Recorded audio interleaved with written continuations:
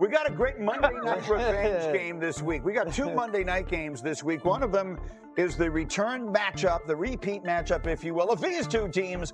Last year, of course, the Commanders with the Hail Mary beating the Bears in one of the most memorable moments of the entire NFL season.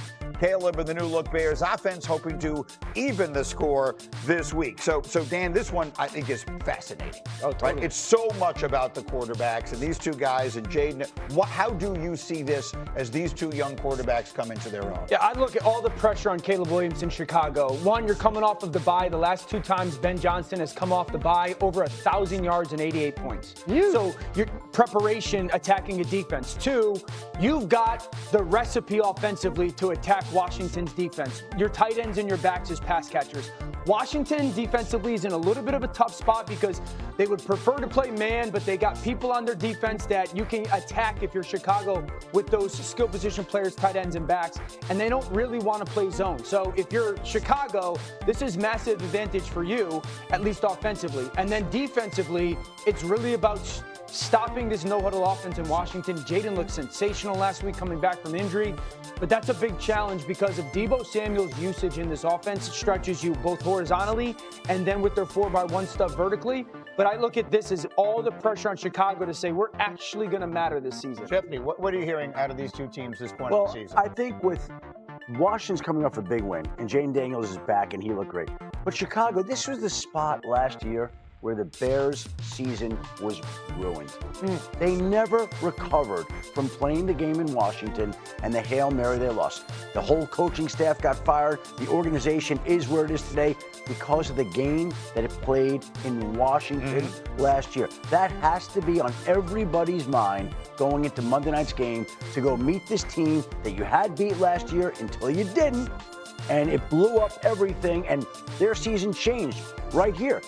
What was their record from this point on? It was terrible. They didn't win another game until like the very, very end. They won one meaningless game. Quickly, what do you make of this Jayden versus Caleb? I think the Commanders as a whole has become a better team than the Bears. The Bears have. Jayden Daniels is the first quarterback to rush for 1,000, the fastest quarterback to rush for 1,000 yards. He did it in 20 games, and he's looked like himself more than ever in this past week. Earlier in the season, I thought just watching him and then him having an injury later in the Packers game, I was like, well, was he injured before? That was kind of my thought process. Watching him come back after a couple of weeks off, I think he looks a lot better. He looks more like himself. That's why I like the Commanders. And I know Taylor will be curious whether Terry McLaurin is going to have a chance to play on Monday night. That's a big. I texted you about fantasy, and I appreciate you bringing that up. Final word, Compton, on this game. DC is going to be on fire. Yeah, do they have the question marks on defense? Yes, but they do have a run defense. They can pressure the quarterback. They are the #1 rushing team in the league right now. I think Chicago's going to struggle. And again, Chicago, they haven't really beat anybody worthwhile on defense between the Dallas and the Raiders.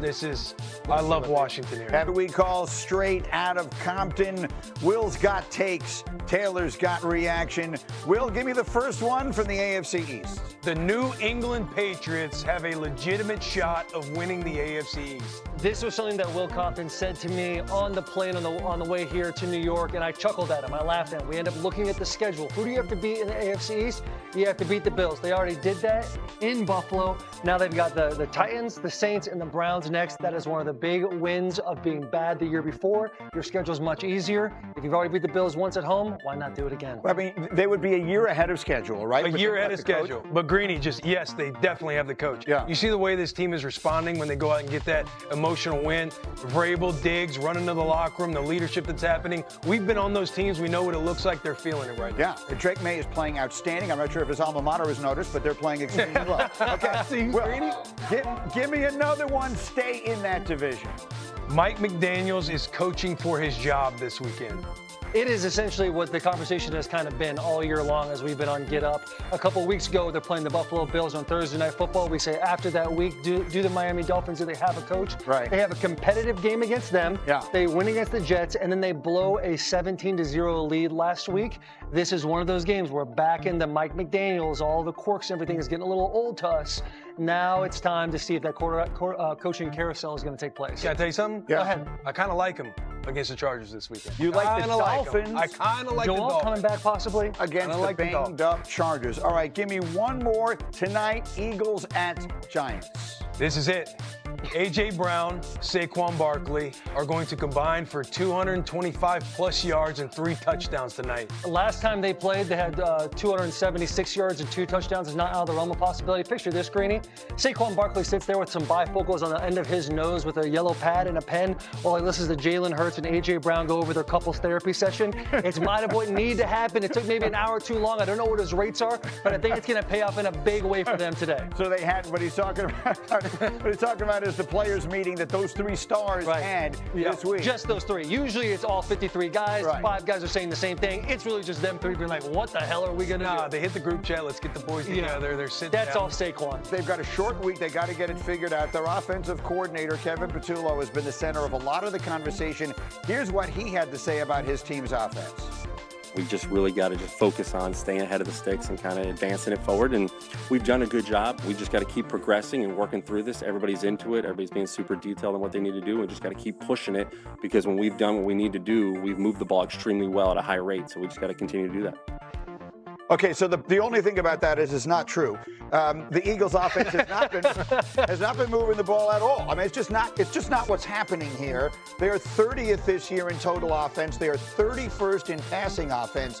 Only the Titans, who have the rookie quarterback Cam Ward, have passed for fewer yards per game than the Eagles have, and we have a bunch of other stats we could show you to make the point we thought that one would do enough. So, Dan, I put you on the case here. You weren't with us on Monday. Again, you had the game. So we talked at great length about the Eagles and what's right and what's wrong and what they can do to get it fixed. And they're doing it all in a short week. What do you have? Well, you can't be simple and predictable.